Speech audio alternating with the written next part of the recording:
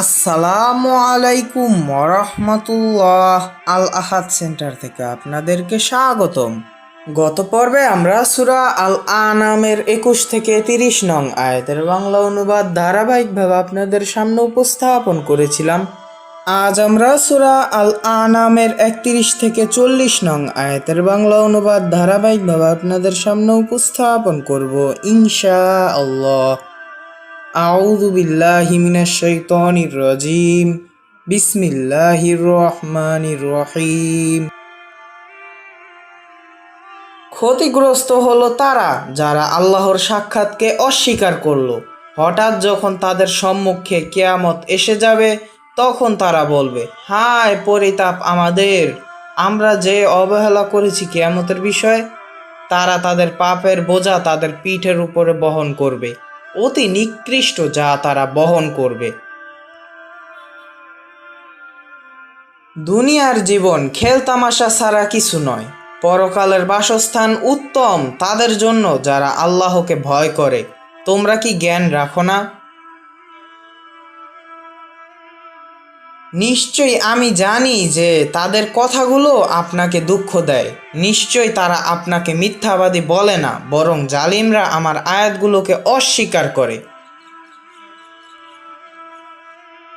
আপনার পূর্বে অনেক রাসূলগণকে মিথ্যাবাদী বলা হয়েছিল, তাদেরকে মিথ্যাবাদী বলা হয়েছিল এবং কষ্ট দেয়া হয়েছিল। তার ওপরে তারা ধৈর্য ধারণ করেছে, এমনকি এসে গেছে তাদের কাছে আমার সাহায্য। আল্লাহর বাণীর কেউ পরিবর্তনকারী নেই। নিশ্চয় আপনার কাছে এসেছে রাসূলগণের খবর।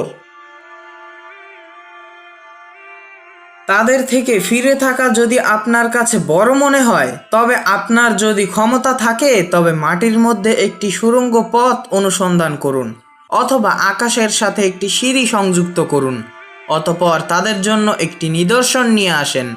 আল্লাহ যদি ইচ্ছা করতেন তবে সবাইকে সরল পথের ওপর একত্রিত করতে পারতেন। অতএব আপনি অবুঝদের অন্তর্ভুক্ত হবেন না। নিশ্চয়ই গ্রহণ করে তারা যারা মনোযোগ সহকারে শোনে এবং যারা মৃত আল্লাহ তাআলা পুনরুজ্জীবিত করবেন তাদেরকে, অতঃপর তাদেরকে তার নিকটে ফিরিয়ে আনা হবে। তারা বলে, মুহাম্মদ সাল্লাল্লাহু আলাইহি ওয়াসাল্লামের ওপরে তার রবের পক্ষ থেকে একটি নিদর্শন কেন নাজিল হয় না? আপনি বলুন, নিশ্চয়ই আল্লাহ তাআলা নিদর্শন অবতীর্ণ করার ক্ষমতা রাখেন, কিন্তু তাদের অধিকাংশ তা জানে না। নয় কোনো প্রাণী যা পৃথিবীতে বিচরণ করে এবং নয় কোনো পাখি যারা নিজের ডানার উপরে ভর করে উড়ে, বরং এরা তোমাদের মতোই জাতিসমূহ। আমি এই কিতাবে কোনো কিছু কম করিনি। অতঃপর তাদের সবাইকে তাদের রবের নিকট একত্রিত করা হবে।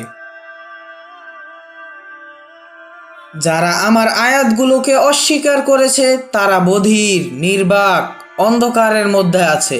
আল্লাহ যাকে চান পথভ্রষ্ট করেন এবং যাকে চান সরল পথে রাখেন। আপনি তাদেরকে জিজ্ঞাসা করেন, তোমরা কি মনে করো তোমাদের ওপরে যদি আল্লাহর শাস্তি এসে যায় অথবা এসে যায় কিয়ামত, তোমরা কি আল্লাহ ছাড়া অন্য কাউকে ডাকবে? বলো, যদি তোমরা সত্যবাদী হয়ে থাকো।